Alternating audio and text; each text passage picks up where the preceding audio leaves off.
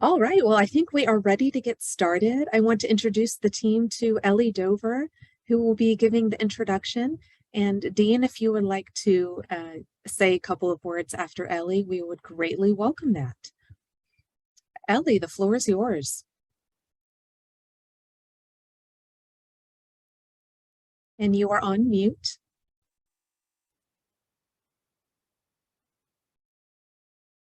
Our trees team, is it possible for you to great, there we go. Perfect. Sorry, I was having a little bit of a mishap. Hi, everybody. My name is Ellie Dover, and I'm the corporate communications intern with Veritiv Corporation. I'm actually a fourth year at the University of Georgia, go Dogs, and I'm originally from the Metro Atlanta area. Through responsible operations and our dedicated team of employees, our company is committed to the stewardship and operations of our dedicated team. And it's committed to sustainability of the communities where we live and we work. Veritiv Connects, our community relations program, is proud to partner with Trees Atlanta. The Veritiv Connects mission is to advance programs that help individuals grow, learn, and thrive. To fulfill that mission, we invest in mentoring opportunities that unlock new avenues for success and contribute to a healthy and vibrant workforce. We also invest in programs that ensure safe and sustainable neighborhoods. Trees Atlanta fulfills our effort to create a safe and sustainable community and take care of our local tree canopies. I'm so excited to be with you all today for this environmental awareness seminar, and I can't wait to get started. Thanks, guys.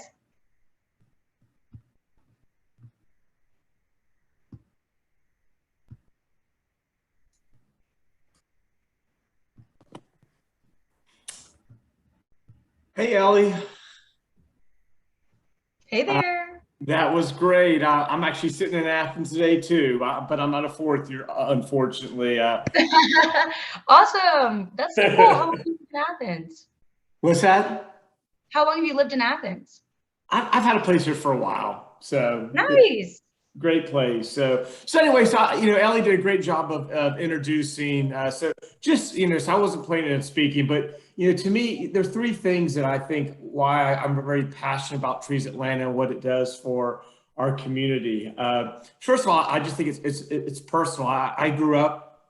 I was raised in Atlanta. I grew up in Atlanta, and when you just see the canopy and the trees throughout the city, it's amazing, and this is all because of Trees Atlanta, what they've done, and you don't see this in other urban areas throughout the country. So just from a personal standpoint, living in Midtown for many years and growing up in the area, it's just great to see what they've done and from an environmental standpoint. Secondly is sustainability. Obviously, we talk about sustainability, how important it is, and obviously Trees Atlanta is important and provides that sustainability. And then lastly is education. The education provides through people throughout the state. It really goes a long way in helping us as we continue to build this canopy and create sustainability. So I appreciate y'all joining the call, and I appreciate many of you who've done a lot of volunteer work for Trees Atlanta. I know we've had 2 or 3 in the past year opportunities for us to volunteer, whether it was planting trees or mulch, and look forward to continuing to do that as well. So thank you, and I appreciate y'all joining.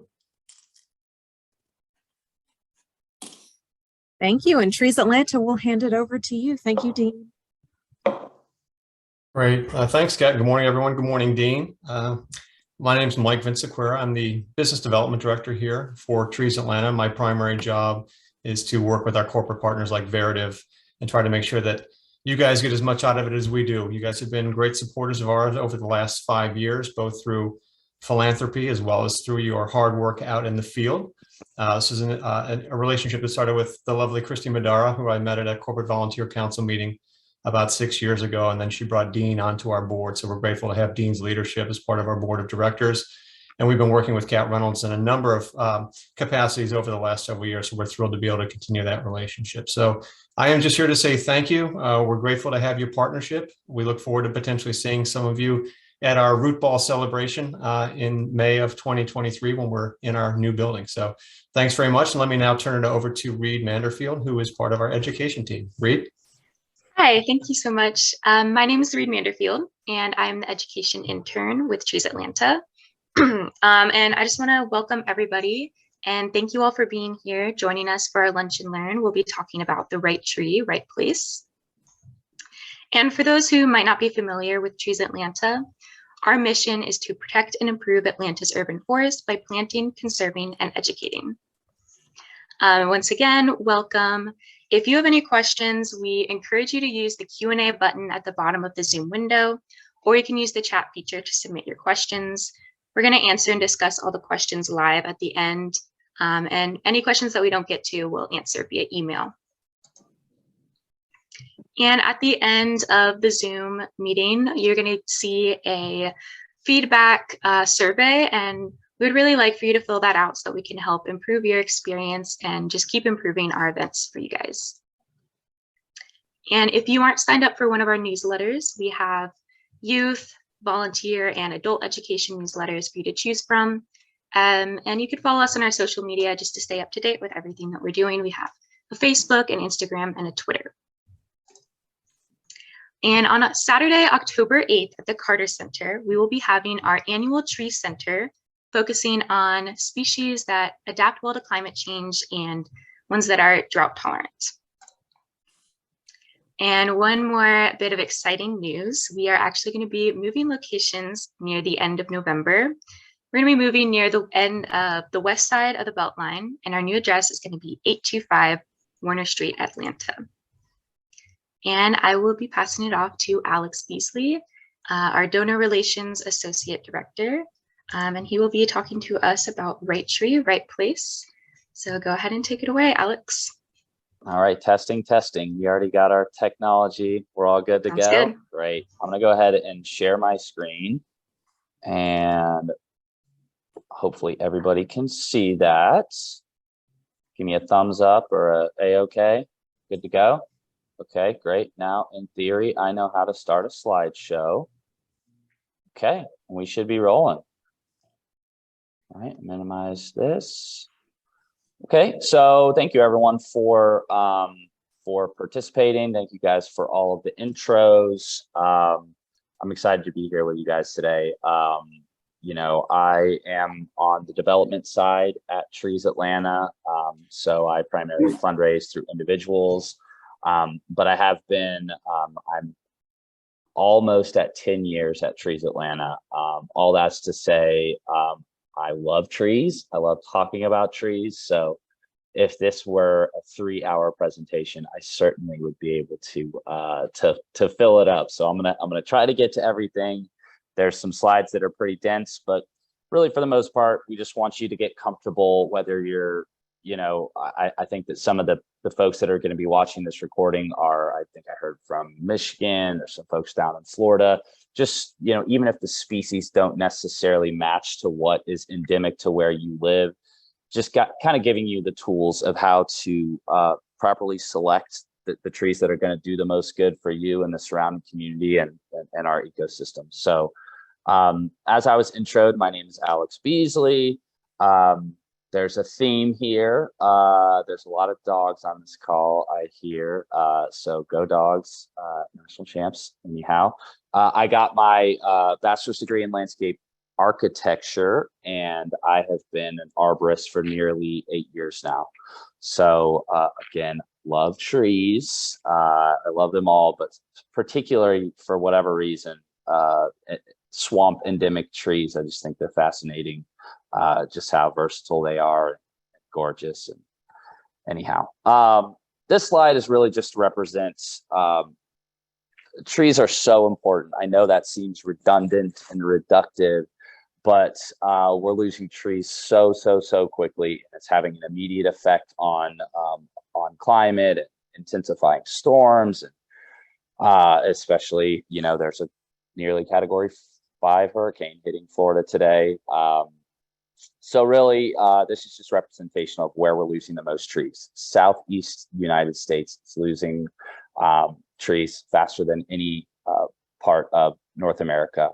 Florida, especially, 7% of our urban canopy is been lost in the last 4 years. That's very scary to me. You know, I like to not doom and gloom people, though. We have the power to make change ourselves. Not necessarily that each person is going to plant 159 trees, but that would get us to the amount of trees we would need to at least heavily slow or reverse climate change right now. So, oh, and then I have to mention we have an amazing initiative that was launched 2 years ago. It's called the 1 Million Trees Initiative, which is a partnership between 10 Metro Atlanta counties or municipalities. And then the next 10 years, we're going to be planting or conserving 1 million trees in the Atlanta area. Okay. And so I like to get the limiting factors out of the way first, because really when you're selecting a tree, that is the most important thing, is to note your surroundings. There have been plenty of people who have thought they've been doing good by planting trees, and they can be burdensome. Let's just be honest. But with the tools, hopefully, that you will take from this webinar, you'll be a little bit better suited, so we can avoid some of these what I'm showing here. So, it comes down to common sense a lot. You're not going to want to put trees that to get extremely wide in a small verge. We're talking about right of way. Most homeowners call it a hell strip, but it's really that area between the sidewalk and the street. It's super important to have trees there, but you want to make sure that you're not going to have buttressing roots that are going to make free bicycle ramps for all the kids around. You just have to think about all swaths of population to be able to use and enjoy these sidewalks and trees. You don't want them to be in the way for pedestrians. You don't want them to, hinder sight lines as well. So, it's really about knowing what you're planting. You can do that with research through, as simple as reading the tag, but I find the best resource to be, yes, another Georgia Bulldog, Dr. Michael Durr. Extensive cultural relationships, by that I mean plant culture, have been established through his, I don't even know how many, 60 years of research. So he can tell you exactly what's going to happen with the root system, the height, the width, all sorts of things. So I encourage you guys to check out his books. They can be found on Amazon or directly from his website. I'm not shamelessly plugging him, I promise. I get nothing from his book sales, but he is the best. So just really doing your research before you plant it. We always want to encourage people to plant trees, but right tree, right place, obviously, hence this webinar. Okay, we start to get a little bit more dense here. Some things to keep in mind when selecting the proper tree species. Function. Okay, what exactly are you trying to do? Okay, we mentioned the treescapes. You want to have beautifully tree-lined streets.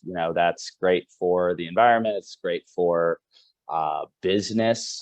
It's great for crime and safety. There's all sorts of amazing things. But or are you trying to just make an orchard? Do you want to produce your own food in your yard? Do you want to screen your neighbor's newly painted pink house? You just need to figure out the function before you go off and select your trees, right? What is going to be the mature height and width? It's always better to be safe rather than sorry. I see some houses that are getting put in Atlanta and some of the fancier parts of Atlanta, let's say in Buckhead. People are building multi-million-dollar houses and planting overstory trees 5 feet away from the foundation of that house. It's never going to end well. You need to give it at least 25 feet. All sorts of stuff that we're going to go over here in a little bit. Growing conditions. Obviously, we need to know how much sun, what the soil type is like. That doesn't necessarily mean you have to send, soil samples to your extension program, even though it is usually free in the particular state that you live in. But just knowing what else is growing around. And do you have dry conditions? Do you have moist conditions, or just variable? That's obviously all going to affect your plant culture. And then built conditions. You just don't want to limit where an overstory tree is going to go. But if you have an open yard, let's say, the sky's the limit. Don't plant crepe myrtles in a giant yard that could take white oaks, let's say. And then species diversity. This is really important, more so for a large scale urban planting. What I used to do was manage the neighborhoods program. And that's really when you're designing an entire city's or what have you. If you're going to do a grand master plan, you need to have you never want to have more than 30% of a particular family, 20% of a particular genus, and then 10% of a particular species. The perfect example of that is Dutch elm disease up in the Northeast. Let's say Syracuse, New York. All they had planted was elms. Dutch elm came and then completely eradicated every single municipal tree that was up there. So it's good to have diversity. Climate is changing, new bugs are introduced all the time. So very important to keep in mind. And then ecology. I love trees, they're beautiful, but we can do more than just provide shade and beauty. You can start thinking about pollinators, start talking about birds, the circle of life, let's call it. And then of course, your aesthetics, fall flowers, form, all that good stuff. This is the densest page. I promise they're not all going to look like this, but this is extremely important. Again, I like to go for the limiting factors first. Utilities, do call 811. It's going to take you 5 minutes. They're going to come out and spray for you for free. The worst thing that, let's say I've hit some telecommunications lines and it's not a very pretty sight. I've hit some water lines as well. So do as I say, not as I do. Call 811. It's for your safety. And then look up, look around. Just because you see a power pole atop of your right of way or your street or that goes over your house doesn't necessarily mean that it's power. So it's important to know that the bare wire that connects up to a transformer, obviously that is power, but you know, oftentimes we would be planting through neighborhoods and people would say, why are you planting under the power poles? And I'd have to point, the black coated line is actually telecommunications. Georgia Power or wherever you live doesn't come and prune on the municipal level for those. They're only going to protect their power grid. So knowing what you're planting under is important. You can plant under telecommunications lines. 60-foot transmission. A lot of people think that, and by those, that is the cleared swath, giant, power grid. 60-foot transmission. Most, I know, Georgia Power in the protection of the grid is extremely strict, and they don't want us planting anything over 12 feet in mature height. That seems a little bit antithetical to a 60-foot transmission, but obviously someone made mistakes in the past, and they are literally trying to protect your and my power. So really important to keep that in mind. Water meters. I showed on one of those previous slides, roots want water. Obviously, and if there is the smallest crack in your water meter, a lot of these durable right-of-way trees are going to find that crack, open that crack up, and then you have a very expensive nightmare. So never closer than 5 feet from water meters do you plant. And then other ground utilities, again, just call 811, and even if they miss a utility spray, it is then their liability. So it's good on both levels. And then I mentioned this earlier, make sure that trees don't cause any sightline problems for pedestrians, cars, etc. If you're going to be planting trees in a right of way, make sure that you are going to have a tree that is not going to grow bushy. We don't want people getting hurt as they walk by. You want these trees to be an amenity, both to the environment and to people, not a nuisance. And then proximity to structures. I already mentioned that 20 to 25 feet away from foundations is very, very wise, unless you're planting, a shrub or understory tree. Okay. Now we get into the more kind of landscape design, landscape architecture, arboricultural 101. So again, this is for shade. this is about maximizing the space that you have. If you have a huge verge, let's say over a 5-foot right of way, or you're planting in a park or your yard, and there's none of those aforementioned overhead utilities, you're not too close to a structure, do a native overstory tree. Why not? We all love our crepe myrtles, but they're overplanted, and that they're meant really for those areas that you can't put other trees in because they're so tough. Passive solar vegetation. This is something that can save oodles and oodles of money for you. So, by planting deciduous trees, primarily on the west and south and east side, you can take advantage of, during the foliated months, you have, your east and your as your sun travels across the southern sky, and then when it's hottest, as it hits the west at the end of the day, you're basically covered in the foliated months. But in the winter, you want to encourage that that sun to actually get through your windows and heat your house naturally. So that's why deciduous trees are encouraged for your south, east, and west sides, because it takes advantage of both of those seasons. And then on the north side, you can put wind barriers and things like that with evergreen trees. But that is something that's kind of a fun thing. In addition to having beautiful trees, you can kind of play with it and save a lot of money. For pollinators, why plant non-native if you don't have to? We all love our Japanese maples and our Parodias and all these species that I'm going to talk about a little bit later, but it's just another opportunity to make your tree that much more impactful. For awe, I'm getting a little bit nerdy here, but that's okay. Having,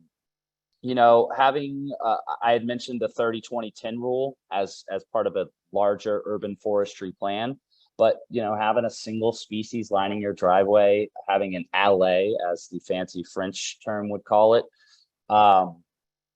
and for framing.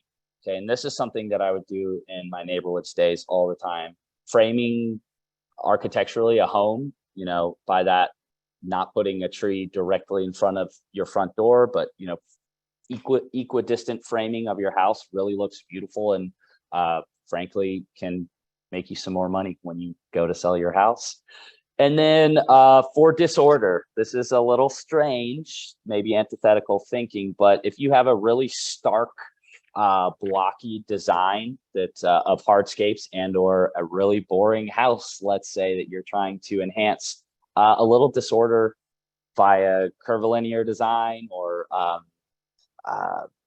vastly I don't know, I guess using a lot of different species, you can get playful with design.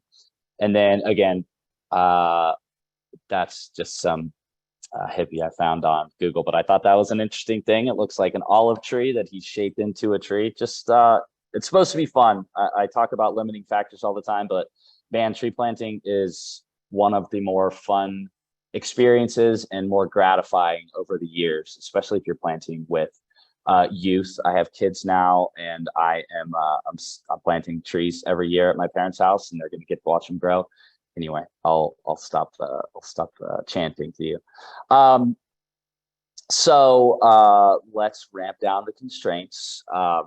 Flowers, fruit, form, fall color. This is just some more things to think about when you're making that selection. In a perfect world, we're going to plant the most amazing pollinator friendly, bird friendly, all that stuff in our yards. But some other things that can make things fun and impactful is flowers. Timing your flowering. Okay, believe it or not, there are things that flower in the winter. Not necessarily too many trees, but if you have a landscape that you designed to flower in all of the seasons, you always have beauty, right? Fruit, not only is it tasty, persimmon, pawpaw, serviceberry, they all grow well in Atlanta. Oh, and plum, excuse me. For deciduous fruit trees, for some, which is dioecious, I won't go down that whole path. like pawpaw, you actually need more than one. So do your research. If you plant a pawpaw tree in your yard and wonder why it's not fruiting, it's because you need more than one. And then I'm strange, so I wrote yummy, wait, not the bees. Fruit trees aren't always a good decision, especially in right-of-way areas. They can cause mess and things like that. I love having my own personal orchard, but it's not for everyone. It takes a different type of pruning. It takes a different type of care. And let's just say it, some people are afraid of the wildlife that it brings. But I'm not, and I hope you're not either. And okay, if you have decent soil space, but let's say you have power lines or other limiting factors, you can get creative. There's fastigiate species, which basically means an upright and narrow species. European hornbeam, pond cypress, bald cypress, or you can make your garden stand out with contorted cultivars like black gum zydeco twist, and falling waters bald cypress, which is actually the one on the right pictured below. My coworkers make fun of me for this, but I don't care. I love all trees, and some people like to think that these cultivars get a little, let's call it frou-frou, but if you can plant a native tree that looks interesting, that gets other people as well as yourself excited about trees, I think Dean, excuse me, had mentioned there's trees everywhere in Atlanta.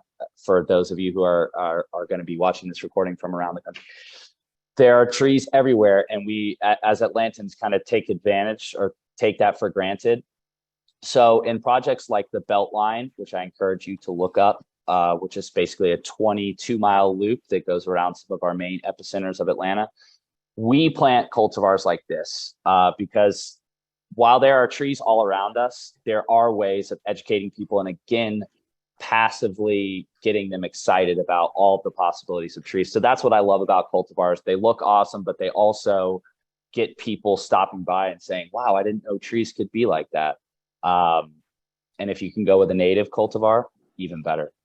And cultivar is just a kind of a fancy way of, I won't go through the scientific stuff, but it's basically a hybrid of a particular species. And then fall color. Obviously, fall color is amazing.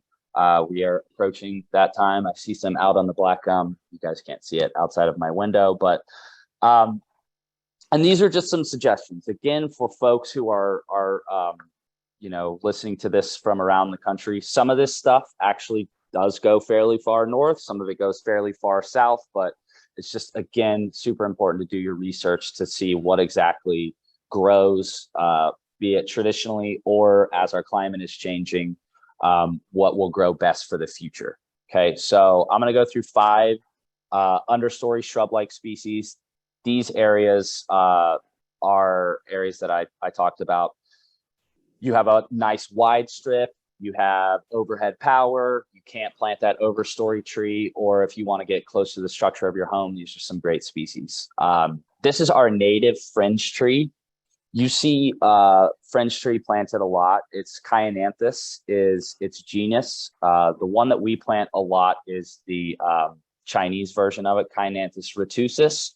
It is a super hardy urban tree, but this is its native cousin. Birds love it. There's a small fruit on it. Pollinators go crazy over it, and it just is a beautiful white plume of, kind of looks like smoke when it's in full bloom. Serviceberry. Serviceberry is one of the fruit trees that we actually can get away with planting in a right-of-way space. We try to avoid any large, apple trees, pawpaw trees, even some of the smaller persimmon trees. This is a tree that does very, very well in urban environments because the fruit, as it drops, isn't too cumbersome, and the birds always get to it first anyway. For those of you who are unfamiliar with serviceberry, Amelanchier arborea, it is gorgeous fall color, again, a native, and those little guys on the far bottom right corner taste exactly like blueberries. So good luck beating the birds to them, but they really are a lovely, lovely fruit to harvest. Asian deciduous magnolias. The there are so many hybrids, so many cultivars of these Asian species.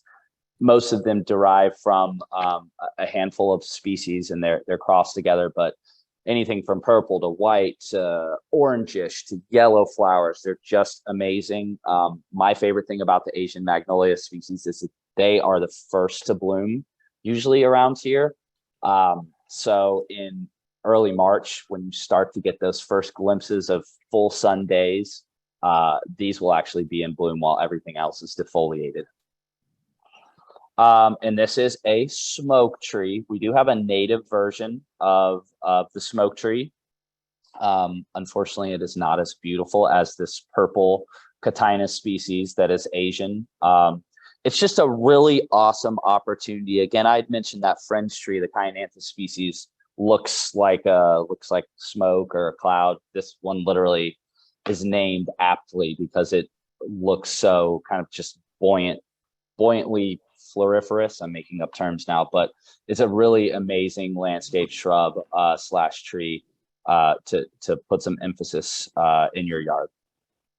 Okay, and then of course the Japanese maple. I had a very, very small house in Grant Park, which unfortunately we just had to sell, but I had about 15 different species of Japanese maple in my yard. I'm a freak about them. A lot of people are. You can barely, for a shrub-like species, you can barely beat the form and variety of this species. You have squat species to sprawling species to tall to fastigiate. There's just so many different varieties that you can plant, and so many opportunities to make your yard show stopping, let's say. Some other notable species, bottlebrush buckeye is one of our natives. You can read through all of these. Native azaleas, technically they are not a tree, but it's so much better in my opinion than our Asian species. Oak leaf hydrangea, again, not a shrub, but I like to shamelessly plug this plant. It is the greatest shrub, fall color, amazing, just the best. Swamp tea, beautyberry, franklinia. I can't confirm 100%, but most of these are going to be available at our tree sale. A little plug there that is taking place soon. And these are your true understory species. Understory by definition are below 30 feet in height, meaning we can plant them under even the actual 30-foot transmission power, okay? Redbuds, we all probably are very familiar with this species. Again, a lot of different varieties and cultivars have been developed over the years. This is a tree that naturally grows on north-facing slopes along the fringe of forests. They like partial sun, but this is a tree we can get away planting in full sun. Little known fact, it's Native Americans used to eat the flowers. I'm sure they're not wildly nutritious, but you can't actually pick their flowers. They don't taste too much, but they really make a salad beautiful. And you can see through these 3 different pictures just the type of variety that you can get in these. One of them is Merlot, Rising Sun. Again, you can run the gamut on form and function with this particular species. Dogwood.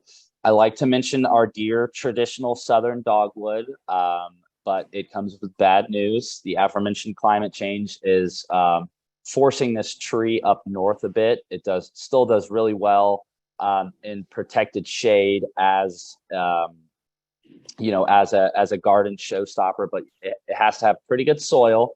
Has to be watered fairly regularly in its years of establishment. And I never encourage people to plant this species in over 7 gallons. Plant it as small as possible so it can establish its root system. And then it usually tends to do pretty well by year 2 or 3. We also have an Asian cousin. It's called Cornus cusa. It's actually a fruiting tree. They're both technically fruiting trees, but we can eat this fruit. I don't particularly like it, but it sure is attractive and interesting looking.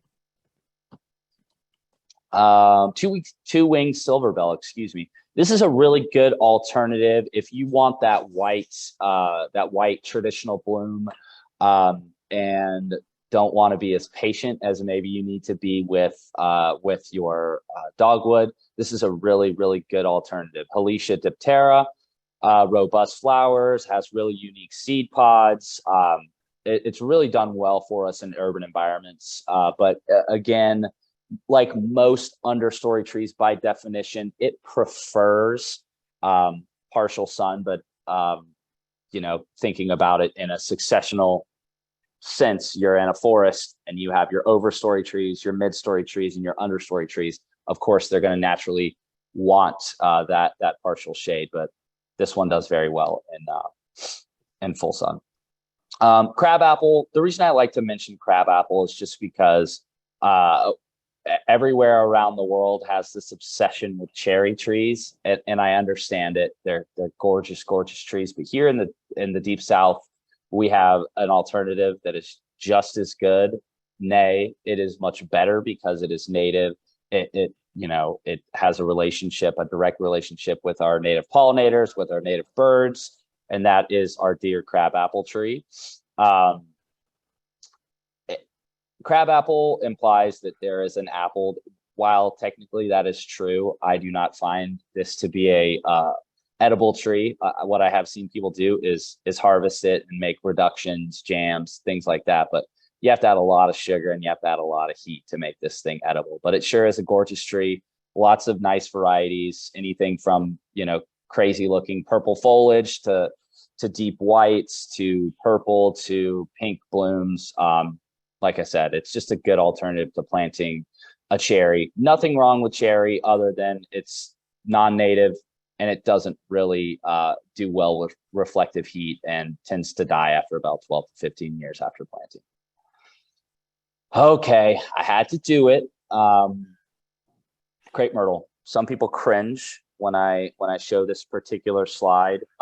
Let's call this tree a necessary evil. I don't see it that way, but for the crepe myrtle haters out there, crepe myrtles are unique. Okay, the main reason that they are unique is that they will grow just about anywhere from a 2-foot strip to in a planter, in a pot. It's just ridiculously tough. While I do not encourage this cultural practice, it is so tough that people cut the heads off of it every year or have their landscapers do it. I think that tends to make them look deformed, and it's just not healthy for the tree and actually can make water sprouts or suckers come up, and it can make it a public safety nightmare, let's say. But now for the good stuff. Other than its toughness, blooms in the summer, which is unusual. Usually has some defoliating bark. So even when it is without leaves, it has exfoliant bark that brings that kind of winter handsomeness, let's say. And it has a really, really muscular structure and kind of statuesque form if you are not cutting the heads off of it every year. So I wish people would just leave this alone and allow it to get big, because it really is a gorgeous tree, and it would stop giving my poor crepe myrtle friends such a bad name. Other notables: sassafras, Yopon holly, loquat, which is a true fruiting tree, but you do need 2 of them. Pawpaw, I mentioned this earlier, is Native America's largest native fruit tree, excuse me. Pretty tasty, a little bit custardy. It's like maybe tastes a little bit like an off banana. Make some good ice cream. And then sourwood.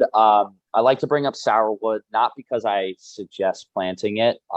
People plant this in the same areas as they do dogwoods. It is a traditional southern garden tree. Just gorgeous. You can't beat the fall color just about. But again, that's one of those species that, due to climate change, is heading more towards our Appalachian climates. If you can plant it small and plant it in a protected garden area, you can probably get away with it in 3 or 7 gallon. But I would not plant this tree large. We've had very, very high mortality rates with it. All right, now mid-story. By definition, anywhere from 30 to 60 feet in height. So not our towering oaks, tulip poplars, things like that. Things more like, well, the species that I'm about to talk about now. We have all sorts of maples that grow well in Atlanta, but I like to highlight this particular species because it is a great alternative to planting red maple in urban areas. The trident maple, Acer bergerianum, actually has a lot thicker bark and is a lot tougher than our natives. This is an Asian species. In parking lots all around Atlanta and all throughout the Southeast, and every contractor planted tree, you always see red maple, and nothing wrong with red maple. Beautiful fall color. Again, one of those traditional Southern trees that you just know, when it's fall. Great species, but if you're going to plant anywhere near a driveway, anywhere near a sidewalk, it's just not the correct species. That and sugar maple have bark that is really prone to cracking, and they have super shallow roots that will bust up your sidewalk, buttress your driveway. So this is a great alternative. It's just about as tough as a crepe myrtle, and not the greatest fall color, but in terms of toughness, it's great. The aforementioned Kyananthus retusus, probably a little bit better form, a less bushy form, a little more floriferous than our native, and really can be shaped to look like whatever you want it to. These particular species, they want to grow a bit bushy, kind of like a Japanese maple actually, but we can train them. They take pruning very, very well. You can train them to a single stem species, that will grow well in areas where we don't want to encumber sightlines, things like that. Pistache, this is a criminally underrated tree in my opinion. Great in urban settings. Look at that fall color. Really underutilized. I'm not really sure why, but I planted about 1 million of these things, and all of them lived. And I ogle at their fall color and toughness. Here's one of our natives, hop hornbeam, Astraea virginiana, not to be confused with our standard hornbeam, which is Carpinus caroliniana, which I think is on the next slide. But the way that I remember this one grows very well in dry settings. Astraea likes it drier. Sorry, I'm a dad, so I'm allowed to make these jokes. It has hop-like pendulous flowers and flaky bark. It literally looks like beer hops, which is why it is called a hop hornbeam. Beautiful flaky bark, will grow about 30 to 35 feet in an urban setting. Just a little bit slow growing. Got to warn you on that one. Sweep A magnolia. This is another criminally underutilized, criminally underrated tree. Super, super tough, endemic to the swamps, but can grow right next to concrete, dry settings, planted as a 15-gallon, a 30-gallon. It's just an amazing species. This is a tree that I like to throw in with those evergreen screens instead of doing, boring thusias and what am I going for? Not deodar cedars. Anyway, your run-of-the-mill Home Depot evergreens. This is a great alternative to going native, giving you a good dense screen, and it also being very heavily utilized by our birds and our pollinator species. Beautiful blooms, just a beautiful tree. I'll shut up about it. It's amazing. If you ever want an evergreen, I suggest this tree heavily, heavily, heavily. Okay, and then some other notable mid-stories. Hornbeam, I already mentioned that one. Carpinus caroliniana. Perodia is an Asian species. Great fall color, super, super tough. Big leaf magnolia, you need a little bit of wind protection for this particular tree. So maybe in between houses, if it's not too close to the structures, and in an already wooded setting is the best, because the larger the leaves, the more wind is going to harm it. And yeah, they basically are giant fan-like leaves. Agechi Tupelo, I am going to talk about Tupelo, aka black gum, a lot because I'm a big dork about it. I love that species. Cherry, I've already beaten that dead horse. Weeping willow. Okay, this is a tree that you guys are probably all familiar with. It is in all of our fairy tales as we were kids growing up, this amazing formed weeping willow. Keep it away from your water. That's all I'm going to say. It has very, very, very aggressive root systems, and it will find the aforementioned small crack in your water or your foundation or whatever. Just keep it away from your house is all I'm going to say. Amazing looking tree, great, great pop in a yard, but a little bit dangerous. River birch. These are planted all over the University of Georgia's campus. Beautiful flaky bark, really, really, really tough. Can grow in riparian settings and in dry alike. And then Georgia oak. This is a really, really interesting species here. It's a squat. It's one of our native. Georgia has the second most native oak species in the country. Texas being number one, surprisingly, but this is one of our 33 native oaks. It grows primarily on granite outcroppings. It can be found at Stone Mountain. It can be found at, what is our other Monadnock, Alex? Arabia Mountain. So if you're in the Atlanta area and you've never checked out Arabia Mountain, it's, I believe, in Gwinnett County. It is truly amazing, and there's no crowds, unlike Stone Mountain. Okay, now for our overstory trees. This is what excites me in life, is big trees. I talk a lot about the cultivars and getting really nerdy with form and all that stuff. If you have the room, leave a legacy, plant an overstory tree. It'll be here longer than we are. And it's just a nice thing to do for the earth. Over 60 feet in height, sometimes they can get up to 120 feet, depending upon how much soil volume you have. But I included this particular oak. This particular species is the greatest thing you can plant. It supports the most wildlife, the most birds, most carbon sequestration, most shade, yada, yada, yada. It's the best at everything. Okay, so if you're ever scratching your head, if you have room for an overstory tree, plant an oak. Native oak, that is. Tulip poplar. This is a species that grows a lot in riparian areas naturally, but a lot of people don't think to plant this in their yard, and I think that's a real shame.